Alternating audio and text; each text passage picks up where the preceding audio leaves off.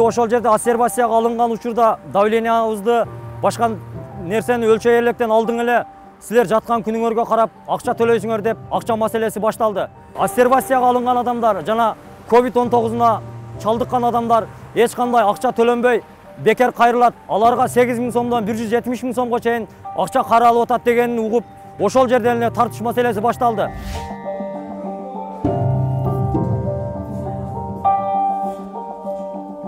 Жок, примерно канча күндөн азыр үйдөгүлөр келет акчалап келиш керек да. Билбейм.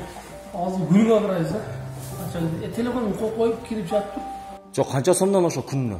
Күнүнө эмес, ошо 3 күнгө карайбыз, канча жатат, 2 күн жатат, 1 күн жатат ошо. Мисалы 3 күн жатсам канча төлөйм? Телефон коюп кирип оператор болбой. Жок, 3 күн жатса канча төлөйм? Кече айттыңыз өзүң акча төлөйсүң деп. Ошо күндө карап төлөйсүң. Мен алсам канча күндө анализ. Мисалы 1 күнүнө канчадан төлөнөт? Бүгүн чыгат, таза кезде чыгасың. Таза кезде плажный кезде бесплатно жатасың.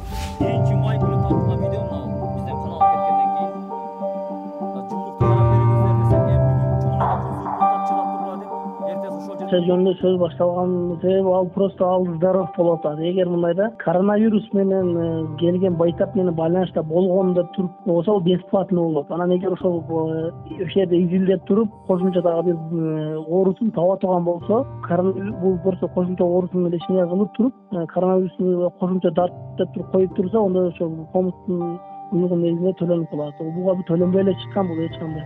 Жок. Эгер ошо коронавируска күмөндүү болуп жаткандардан бесплатно эле чыгып атат.